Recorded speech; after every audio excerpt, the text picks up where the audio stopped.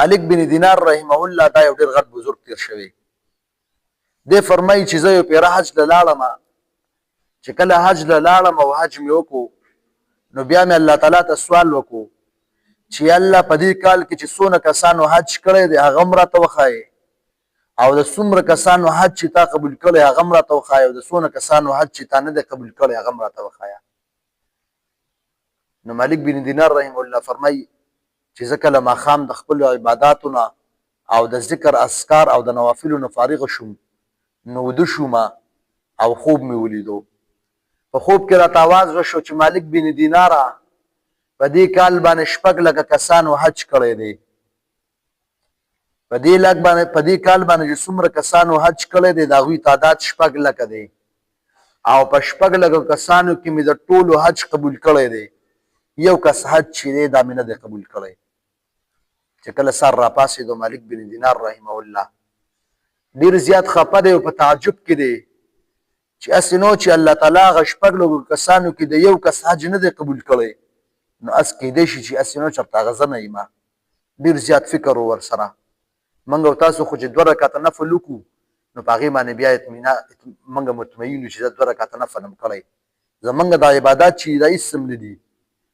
اصل سیز چې دی ګورې د عباداتو په دې باندې فخر نه دی کول پکار.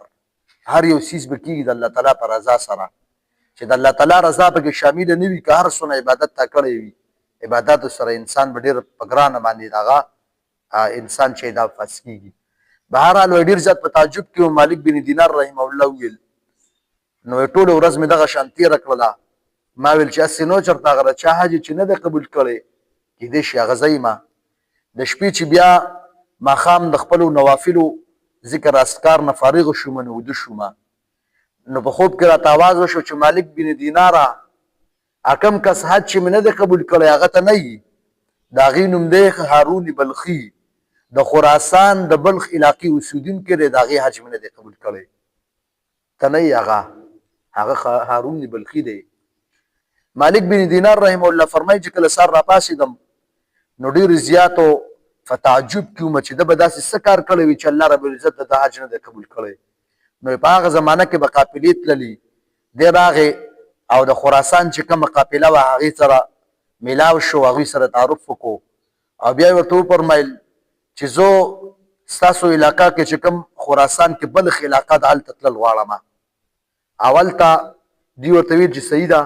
بیا یې تپوس وکړو چې ستاسو په دې علاقه کې بلخ علاقه کې یو کس دی هارون بلخي نوم دی، د هغې تاسو پېژنئ؟